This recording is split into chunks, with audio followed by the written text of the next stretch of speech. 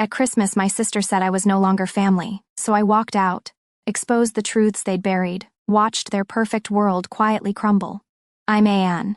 At Christmas, I showed up with a bottle of Cabernet, one of the nice ones from my stash.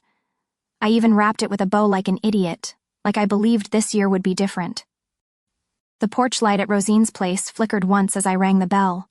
The smell of pine and cinnamon hit me as the door creaked open, and Mom's voice carried through the hallway. "Anne's here," she sang out, fake cheer dripping off every syllable. Inside, the house looked like a Hallmark card. Warm lights, crackling fire, the whole thing. Neva was by the tree, shaking a box with her name on it. My father didn't bother getting up from the recliner. Rosine smiled like we were on camera. "You're early," she said. "Must be nice having no kids and no real responsibilities." I smiled politely and placed the wine on the table. "Better early than dramatic," I said, trying to sound playful, but she didn't laugh. Dinner was already set. Carved ham, roasted vegetables, perfectly folded napkins. Rosine always knew how to stage a picture-perfect disaster. I took my seat near the end of the table. Small talk buzzed like a bad radio station. Static, tension, half-hearted chuckles. No one asked how I'd been. No one mentioned my promotion last quarter. It was clear they were just waiting for something. And then it happened. Rosine stood up, wineglass in hand, wearing that lipstick she only used when she wanted to win. "Before we cut the pie," she said, "I think it's time we got honest." I looked up. My stomach turned before she even finished the sentence. She glanced around the table like a smug senator. "We voted, and we've decided you're no longer part of this family." I blinked. At first, I thought I misheard her, or maybe she was joking. But Mom nodded in agreement. "It was bound to happen sooner or later," she said, buttering her roll. Cale stared at his plate, silent. Toiver clinked his fork against his wineglass. "It's for your own good." Neva giggled. She thought it was a game. And my dad, he didn't even meet my eyes, just shifted in his chair and muttered, "This kind of tension isn't healthy." I felt like I had left my body. Their words didn't pierce me like knives. It was colder than that, like standing outside in a storm with no coat, no one coming to let you in. I stayed quiet for a moment, forcing myself to breathe.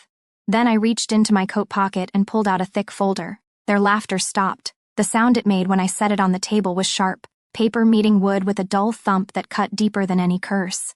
"What's that?" Rosine asked, the smirk twitching at the corners of her mouth. I leaned back. "Since we're being honest, I figured I'd come prepared." She grabbed it like she expected confetti to fly out. Her fingers flipped through the pages one by one. The smile drained from her face. Bank transfers, receipts, email screenshots, a list of every time they called, texted, begged, a timeline that screamed what I'd swallowed for years. Then she hit page 23. A hotel bill from Charleston.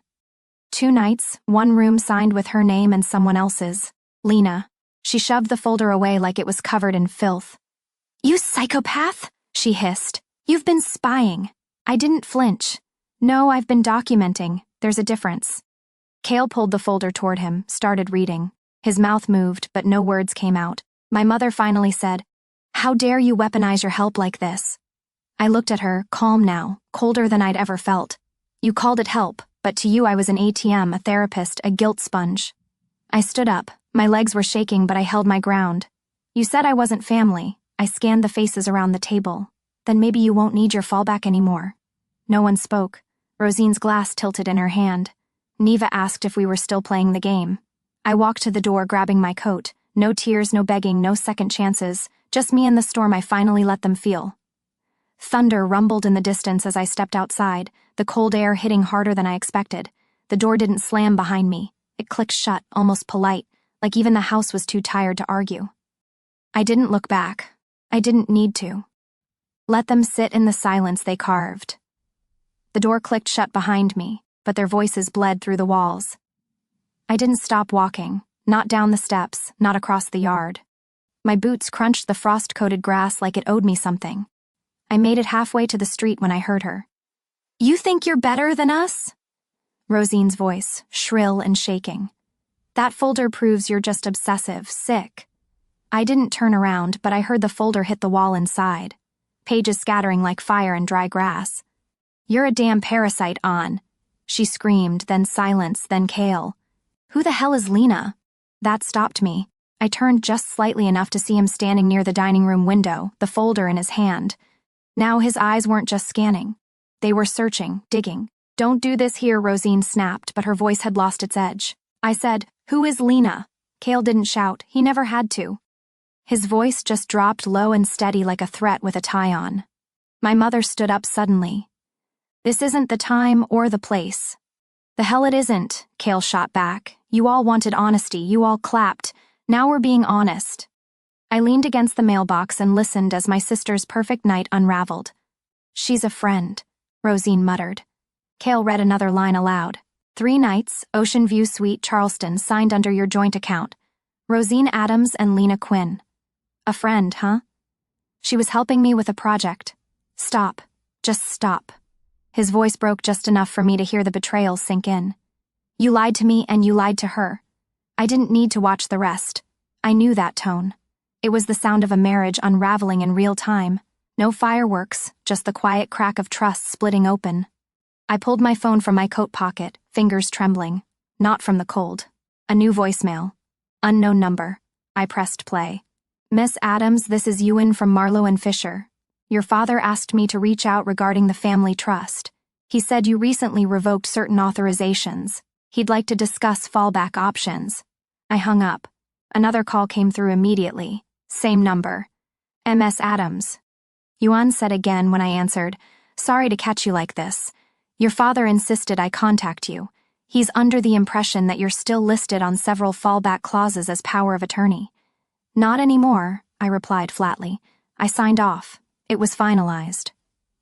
"Well," Ewan continued, "he claims that unless you manually clause 14B through a separate filing, some assets still default through you. He's asking for a meeting." I laughed, a short, sharp exhale that wasn't amused in the slightest. "Tell him I don't hold that power anymore, and even if I did, I wouldn't lift a finger." "Understood," he said. "Would you like us to notify him in writing?" "No," I said, "let him stew." I ended the call and stared at the quiet street. A few houses down, someone had one of those plastic reindeer sets lit up. The red nose blinked on and off like it was mocking me. Behind me, the house had gone still again. Not peaceful, just stunned. I took one last look and then walked. Not because I needed air, because staying would have meant seeing their faces after the truth scorched through their lies, and I'd already spent a lifetime swallowing ash.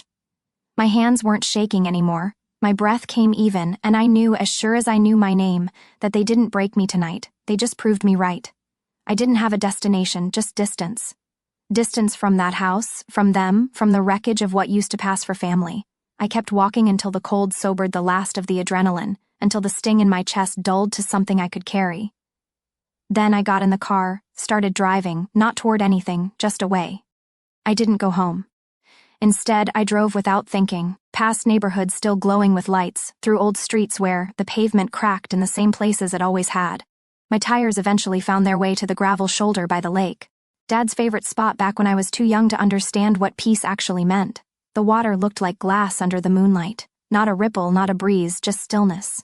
I cut the engine and let the silence settle around me like a second skin. I used to come here when I needed clarity, before job deadlines and overdraft notices, before they learned I could be counted for everything and punished for the same reason. I leaned back in the driver's seat and stared at the black expanse ahead. The cold crept in through the cracked window, but I didn't roll it up. My mind didn't drift far before it landed right back on them. Not tonight, not Christmas. But every single time they asked, and I said yes. There was the time Dad called at 6:12 a.m. "Just a little help, honey. The dental work wasn't covered after all." He said it like I'd offered first. Then came Mom's bill for a card I didn't open, for items I'd never seen. Just this once, she'd whispered like it was a secret between friends. Rosine's emergency therapy turned out to be energy healing with a life coach in California. I wired the money without asking, thinking maybe it was real. Maybe she really was in trouble. Then came the tuition fees for Neva. "We wouldn't ask," Senna said over the phone, "but the scholarship didn't come through, and you know how tight things are. No one offered to pay anything back. No one ever asked if I could afford it. The gratitude, when it came, was hollow, wrapped in guilt and expectation. Only you can help. You're the smart one. You have a good job. We don't." It always ended the same way, with my bank account lighter, my breath shorter, and my silence mistaken for consent. Once at a birthday party for Neva, I brought a book as a gift, something I'd loved as a child. Rosine looked at it, then at me, and muttered, "I guess we all give what we can. They used to tell me I was the backbone of the family. I didn't realize they meant the one carrying all the weight until I couldn't stand upright anymore." I blinked, snapping back to the present, still gripping the steering wheel with both hands. My phone lit up again. This time it was a memory 3 years ago. A photo of Dad in a hospital bed looking pitiful and pale. The caption from Mom read, "We're at the ER. Don't know how long he has. Please come." I remembered flying home that day, canceling meetings, moving a project deadline, rushing straight from the airport to the hospital in heels. I'd expected machines, beeping monitors, maybe in fourth. Instead, I found him watching a football game and complaining about the soup being cold. "Oh, they were just being cautious," Mom said with a wave of her hand. Better safe than sorry, right? I remember sitting in the waiting room afterward, staring at the vending machine and realizing that my emergency was never really their emergency. I was the emergency contact, the fixer, the backup plan, not the daughter. Never the daughter. I turned off my phone and stepped out of the car, walking down the worn path to the edge of the lake. The wind cut across the water, numbing my face. I didn't care. For the first time all night, I wasn't angry, I wasn't sad, I was just done. They never needed me, I whispered into the dark. They needed what I could give, and I gave too much. 3 days passed like breath held too long. I barely left my apartment except to walk the dog and pretend normalcy still lived in my building. Asheville had turned bitterly cold, the kind that cracked your skin and crept into your bones, even when wrapped in wool. The lake hadn't offered answers, but at least it hadn't asked anything of me. Then Senna texted, "Let's meet, just us, no pressure." I stared at the message longer than I should have. My first instinct was to delete it. My second was to ask, "What do you want now?" But curiosity, fool that it is, won. I chose a public place, a tiny cafe tucked on the quieter end of downtown. No risk of a scene, no audience from family, just two sisters playing pretend in a setting too cozy for confrontation. She was already there when I arrived, bundled in a cream coat, hands around a latte that had lost its steam. She looked up, eyes soft. Too soft. "I'm glad you came," she said, her voice smaller than I remembered. I sat across from her without taking off my scarf. "Let's not waste time." Senna smiled tightly. "Okay, look, about Christmas. That wasn't what it looked like." I raised an eyebrow. "Oh, did someone hack your voice and make you say I wasn't family?" She flinched just slightly. It was heat of the moment. People were emotional. Rosine was pushing hard and you went along with it, I finished. Senna didn't deny it. Instead, she reached into her bag and pulled out a manila envelope. My stomach turned. "What is that?" I asked, not bothering to hide the edge in my voice. She slid it across the table. "It's paperwork, legal stuff, power of attorney documents. Dad wants to reinstate you. We figured maybe if we handled this first, we could talk easier." I didn't touch it. "So, this is what you meant by no pressure?" I said, voice flat. We're all tired," she whispered. "You've always been the capable one. You understand how these things work. We just were scared." I leaned forward, lowering my voice. "You don't get to cut me out and then put me back in when it's convenient." Senna looked away. "It's not like that." I pushed the envelope back toward her. "It's exactly like that. You all clapped when Rosine made her little speech. You toasted to my absence. And now what? You're here because Dad's scared of losing control of the trust fund." She didn't answer. "I'm not your legal shield anymore," I said, standing. "And I'm definitely not your emotional one." I left her sitting there staring at the untouched folder. Latte, now completely cold. That night, I couldn't sleep. My phone buzzed once. It was a message from Kale. "I owe you an apology." I saw what Rosine was doing for years and I said nothing. I told myself staying quiet was neutral. It wasn't. It made it worse. Another message followed. "You weren't crazy. You were just alone." I stared at the screen, stunned. Kale had always been silent, detached Switzerland in every family feud, but now this. My fingers hovered over the keyboard. "Thank you." I typed it, then deleted it. I locked my phone and lay there, eyes tracing the cracks in the ceiling, mind in loops. The silence in the room felt louder after Kale's messages, and just as I was starting to make sense of that shift, the screen lit up again. The sun wasn't even up when my phone lit up again. "Rosine? No greeting, no punctuation, just you've gone too far. If something happens to Mom or Dad, it's on you." I stared at the screen for a full minute, waiting for something else. Context, clarification, even a fake apology. Nothing came, just that one line. Threat dressed as concern, a sentence so sharp it could slit guilt wide open if I let it. I didn't reply. Instead, I padded into the kitchen, flipped on the light, and poured myself a cup of coffee that tasted like metal. My hand trembled, not from fear but from the pressure building just under my skin.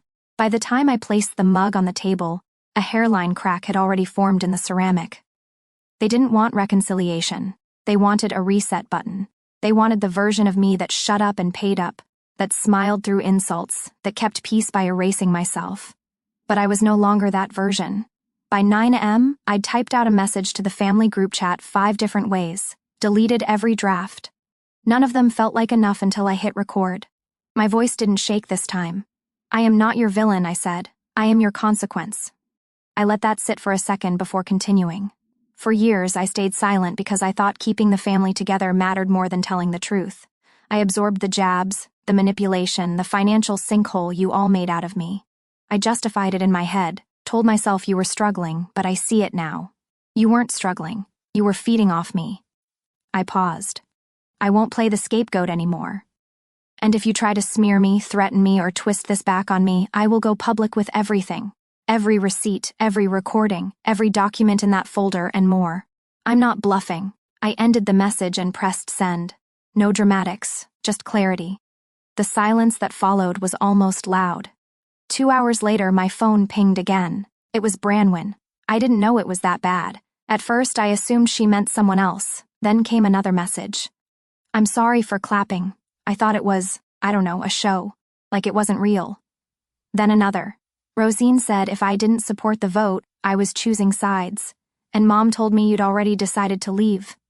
I felt cornered. I reread those lines 3 times. It wasn't a full apology, but it was the closest thing I'd gotten in years that didn't come laced with an ask. "If you want me to speak out, I will." I didn't reply. Not yet. I wasn't ready to trust her again. But something in me softened. Just a notch. That night, I sat at my kitchen table alone with nothing but my breath and the ticking of the thermostat. My hands shook, not from fear, from release, from the relief of having finally spoken, of finally being heard.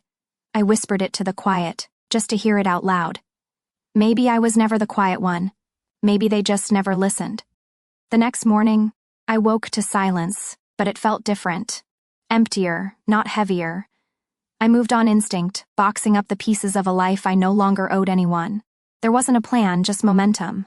Like once the words had left my mouth, everything else had to follow. The last box landed with a dull thud near the coat closet. I didn't bother labeling anything anymore. Just shuffled the essentials into drawers, closed the cabinets, and breathed in the blankness of the new apartment. No family portraits, no heirlooms, no framed cross-stitches saying home is where the heart is. Just walls, clean, silent. I'd signed the lease 3 days after the blow-up and finalized every severance I could think of. New emergency contacts, no shared financial ties, legal notices filed and documented. I changed passwords, moved accounts, even scrubbed Dad's name off the trust backups they thought I wouldn't catch. I'd missed nothing this time. On the kitchen counter, folded neatly, was an old red sweater, one Mom had given me during a particularly awkward Christmas years ago. It had gold-threaded snowflakes and a little stitch tag inside that read, "Love you always." That same year, she'd called me selfish for not co-signing a loan for Toiver. I donated it to a shelter on my way to the grocery store. My phone buzzed. I opened the family thread one last time and typed, "My number stays the same, but you'll never reach who I used to be." Then I blocked them all. Every last one. I didn't expect silence to feel like safety, but it did. For 3 days, nothing came. Then the messages started again, but this time from new numbers. The first was a photo. Their living room, the usual tree, same placement. But there was a gaping hole where presents used to be stacked. "It doesn't feel the same without you." Neva cried all night, Senna wrote. 10 minutes later, another one. "We're behind on the mortgage. You don't care anymore, do you? Rosine." Then Toiver, of all people, we all said things we regret. "But you went nuclear. Why would you do this to your own family?" None of them said sorry. None of them asked how I was doing. They just pointed fingers, draped in concern, as if their discomfort was my crime. I stood at my new kitchen window, the city lights dimming behind mountain fog, and let the texts pile up like junk mail I'd never open. Then I poured a glass of wine. No holiday glass this time, just a clean tumbler, and stepped out onto the balcony. The cold didn't bother me tonight. No music played, No messages popped in. And for once, no voice inside me asked if I'd gone too far. They didn't want me healed, they wanted me manageable. And I finally understood the difference. A few nights later, the cold started to feel familiar, almost welcome. I sat on the balcony longer than usual, watching the lights from the neighboring building flicker on and off. Somewhere, a dog barked twice and then nothing. I liked that kind of quiet, the kind where no one needed anything from me. Then my phone buzzed. It was a message from Laya Harmon. We hadn't spoken in over 10 years. College friends turned Facebook background noise. "Hey, sorry to ask, but are you okay? I heard you were going through something. Rosine messaged me, said you might be in a dark place. Wanted to make sure you're safe." I didn't respond right away. I stared at the screen until it dimmed and locked. So, this was her new game. I opened Messenger, another one, and another people I hadn't talked to in ages, some from high school, others from a job I'd left long ago, all with eerily similar messages. "She said you've been isolating, that you might be overwhelmed. If you ever want to talk, I'm here." It's okay to not be okay. Each one came with a sickly sweet tone, wrapped in concern but dipped in judgment. This wasn't worry, this was a campaign. A few hours later, the smoke turned to fire. A vague post went up on Facebook written by a woman named Andrea, someone I'd worked with years ago on a nonprofit project, now a casual acquaintance at best. "We need to talk more about mental health, especially when people lash out, cut off their families, and claim victimhood while causing chaos." It didn't name me. It didn't have to. 3 comments down, a mutual friend tagged my name. Then someone else dropped a screenshot, an out-of-context text I'd sent Senna months ago. "I'm not sure I can keep doing this with them." It's exhausting. That one word, exhausting, was all they needed to spin a new story. That I was unstable, emotionally fragile, dangerous. The whispers came next in direct messages, in subposts, in the language of polite cruelty. "She used to be so sweet, now she's cold. It's the holidays. Who cuts off their family at Christmas? Maybe she needs help." Then a comment from Aunt Faye, who hadn't spoken to me since I was a teenager. "We should all just pray for her." I didn't cry. I didn't rage. I opened my laptop instead and started drafting a public response, something sharp, articulate, laced with proof. But halfway through, I stopped typing. What was the point? They weren't looking for answers, they were just looking for control. So, I called my lawyer. By the end of the day, Rosine received a formal cease and desist notice. Attached were screenshots, message logs, and a warning that any further defamation would be met with legal consequences. No more phone calls, no more folder drops. This time, I spoke in their language. That night, as the final email was sent, I whispered to myself, "You're not winning, you're gasping." And the silence that followed, it told me she heard. The silence didn't last long. 2 days after I sent the cease and desist, there was a knock at my door. 3 sharp raps followed by nothing. I wasn't expecting anyone. I checked the peephole, heart tightening. It was Branwen. She stood there with a duffel bag slung over her shoulder and a tote that looked like it had been hastily packed. Her face was blotchy, eyes swollen, mascara smudged. No smile, just exhaustion. "I'm sorry for showing up like this," she said as I opened the door. I stepped aside without asking. She walked in slowly like her limbs were heavy. I didn't speak, not yet. I just waited. She stood in the middle of my living room for a moment, then finally whispered, "I can't stay with them anymore. It's poisoned, all of it." I nodded once, then locked the door behind her. We sat down side by side on the couch like old friends who forgot how to start over. It was a long time before she spoke again. "I should have said something sooner," Branwen murmured. "But after I messaged you, Rosine found out." I looked at her, my chest tightening. "She cornered me in the kitchen," she continued, her voice shaking. "Said if I ever contacted you again, she'd cut me off completely. Told me I was choosing a traitor." Then Mom chimed in, said loyalty meant silence. Branwen paused, eyes glassy. "I don't think I ever realized how deep it went. The control, the fear." "Yeah," I said softly. "It's easy not to see it until you're the target." She looked at me then, really looked. "Cale left. He's staying at a friend's place. He told me Rosine tried to push him to write a statement about your mental instability. He refused." My throat burned. Branwen reached into her bag and handed me a folded piece of paper. A printed email, a full thread of messages from Senna, from Rosine. Each one nastier than the last. Gaslighting threats. Manipulation. "You were right," she said. About everything, and I'm done pretending too. I didn't realize how much I needed to hear those words until they left her lips. Later that night, another message came in from Rosine. You turned her against us just like you poisoned everything. I didn't hesitate. You did that all by yourself. Then I blocked her. Phone, email, every platform. I opened a document I'd been sitting on for weeks, a formal affidavit in support of Cale's divorce filing. I signed it, scanned it, sent it to his lawyer. Done. Branwen and I sat on the balcony that evening, the sky bruised with January cold. I brought her a blanket. She didn't thank me with words, just tucked it around herself and leaned back in the chair beside mine. We didn't talk. We didn't need to because for the first time the silence between us didn't feel like avoidance. It felt like peace. You're safe here, I said after a while. For real this time, she nodded, exhaling slow, and I realized quietly that maybe I was safe too. 2 weeks later, I found the letter in my mailbox, tucked between a utilities bill and a coupon booklet. No return address, just my name, handwritten in a familiar tilted script that stopped me cold. I stood there on the steps outside my building, fingers tightening around the envelope. My first instinct was to toss it. Trash can was only 6 steps away, but something in me said, read it. Not for them, for me. I walked upstairs, placed it on the counter, stared at it for an hour while the tea water cooled. Then I sat, opened the flap carefully, and unfolded the first page. We miss you every day. No apology, no admission, just that line, scripted in my mother's loopy cursive.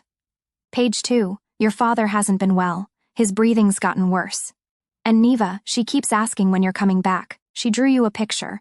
A pang, not a sharp one, just the kind that brushes against old bruises. Then the third page, we might lose the house. The mortgage is too far behind. We just need a little help. After that, we'll never ask again. Please, on. That line, we'll never ask again, was underlined twice. I read all 3 pages once more. Then I folded them up, stood, and carried the letter outside. On the balcony, I pulled out the ceramic bowl I used to keep succulents in. Set the letter inside, lit a match. The paper curled fast, black edges folding in on themselves, ink bleeding into orange flame. I didn't cry, I didn't scream, I didn't even feel sad. I watched the smoke rise, soft and thin, vanishing into the sky, and whispered, I'm not angry anymore. I'm just done. There was something final in that moment. Not like slamming a door, more like taking the key off your ring and tossing it into a river. Later that night, I found an old emergency contact form I'd left half-filled in a drawer. I pulled it out, crossed off every old name, wrote in my own, me. Finally me. A few days after that, Branwen asked me if I could walk Neva to school. She had a shift and didn't want to leave her daughter with a sitter. I agreed without thinking. It wasn't an obligation, it was a choice. Neva held my hand the whole walk, skipping every third step. When we got to the gate, she looked up at me with that soft, curious stare only kids can manage. Will I see you at my birthday? She asked. I smiled, crouching down so we were eye level. Only if I'm invited, she nodded, then ran toward her class. I stood there for a minute, just watching her disappear into a crowd of color and chatter. When I turned to head home, the clouds were finally breaking, sunlight threading through the gray, slow, and golden, and for once, the end didn't feel like a collapse. It felt like a clearing. Maybe you've been the one keeping it all together. Maybe you've stayed silent to keep the peace until you realized the silence was costing you your peace. For years, I thought love meant sacrifice. That being the strong one meant absorbing every blow, cleaning up every mess, carrying the weight without ever asking for help. But here's what I learned. Being strong isn't about how much you can endure. It's about knowing when enough is enough. It's about choosing yourself without apology. Sometimes family won't understand your boundaries because they were the ones who benefited from you not having any. And when you finally draw that line, they'll call it betrayal. But it's not. It's healing.